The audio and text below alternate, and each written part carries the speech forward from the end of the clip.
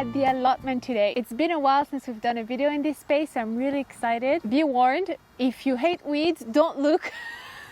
Don't look through this video because the space got a little bit out of hand. Anyway, it's time to harvest our squashes. Earlier in the channel, we posted a video about how to sow and all the varieties that we tried to start from seed this year. And so because we don't have running water, when we planted, we used a piece of cardboard to protect the plant and try to keep some moisture on the soil.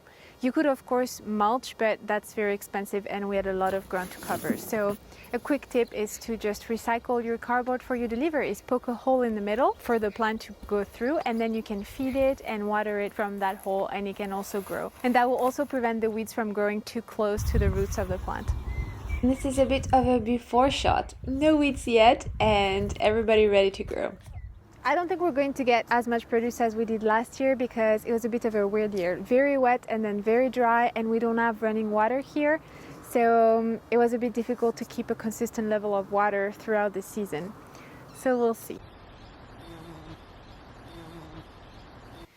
I'm not sure all the pumpkins are really quite ready, but the vines are dying off and I don't think there's a lot of life in them, so I'd rather harvest the fruit now and not have slugs feast on it. So to tell whether a pumpkin is ripe or not, typically you'd look at the stem. If it turned brown and dried, it typically means that the pumpkin is ripe. So here it's still a bit green, but that's okay because there are no other fruits forming. I'm just going to take this one right off.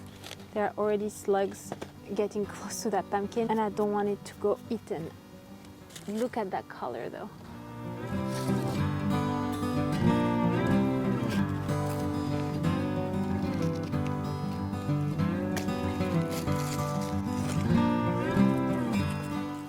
Look at that texture, it's so beautiful. I think it's been eaten a bit, but it healed. Oh, and the colors go really well together. This vine was our most productive yet. We got 2 fruits out of this plant. Just going to take a bit of the stalk with it. You want to leave that stalk attached for the pumpkin to cure properly, and it will store for longer also if you keep the stem on. And once we get home, I'll make sure to brush off any dirt or things like that, and also clean them really well so that again that will improve their storage life. Ignore the weed, people. Ignore the weed. It doesn't even fit.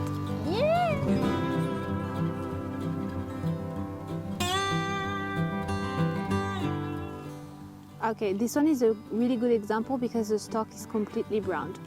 And this is ideally the moment where you want to harvest. It's completely ready to be harvested. This is like a Halloween patch. Another perfect stalk. Though the shape is a bit random. Looks like a heart, no? A little. Look, I was picking this one thinking, oh, that's weird. Look at that. This is what happens when you leave your pumpkins too long once they're ready. So keep checking the stems. As soon as they turn brown, if not earlier, just harvest them. Otherwise, they will be snacked on. It was not a very good year. They'll still be good for decorating and then for eating, but they're much smaller than what I expected. Also for smaller pumpkins, typically, like these honey bears, you typically can expect more than 1 fruit per plant because they're so small, and that wasn't the case really, so not a very plentiful harvest. But still, we have a few things. Oh, this one also has been eaten. It looks like ants have started getting at it.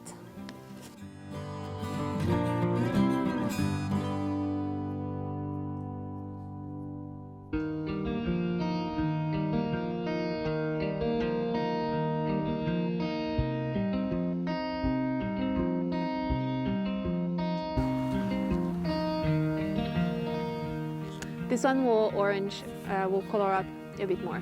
Will orange, is that a word? It will become more orange. I grew those last year, also very good pumpkin. I don't think I can move this basket anymore, so we'll leave it on the side. Okay, what else do we have in here? Oh, those cuties. You can even leave them together. Oh, sweet. Maybe these were part of the ornamental. I had several different types of ornamentals, none of them came up. I'll pop some pictures on the screen of our harvest last year. It was incredible. We got tons and tons of produce. Bad year. Look at that. I think this is one of our Cinderella pumpkins. Look at that. This one should become light brown. Ooh, this one is a stunner. Really pretty. The best so far. So here, when you have a really beautiful long stalk like this that you don't want to damage, what you can do is just cut the pumpkin off of the vine. Specifically here, because the vine is dying and I'm getting ready to pull it off, you can just cut off the vine. Obviously, don't do that if you still have more produce waiting to ripen further down the line. But this way, you didn't cut through that beautiful vine. And I also really like the look of that little, I'm not even sure what that's called, but that's typical looking of pumpkins. It's a whopper, and look at all that texture. It's really beautiful. Must be several kills as well. So I'm really happy with that vine. Even though it produced one pumpkin, it's massive. This one is called Denise à fruits longs. It's a French variety. I grew quite a bit of French varieties. It means it's a courgette from Nice, which is a town in the south of France, and fruits longs means a long fruit. And you can tell it's kind of long. Wait, there's another one that's even longer. Look at that one. It's longer than my head. Dun, dun, dun. The monster. Oh my word! Look at that. I think this is the biggest we've harvested. Bears well its name. Looks like a butternut, but like a very long butternut. Thanks for joining me for this year's pumpkin harvest. I'm really pleased with the result. And I'll be decorating with them as well. I really love doing that. Make sure to check out my Instagram to see what happened to those pumpkins. Thanks for watching, and I'll see you next time. Bye! Another one with like really pretty, I think this is Marinade Chioggia, really nice. I mean, like a party.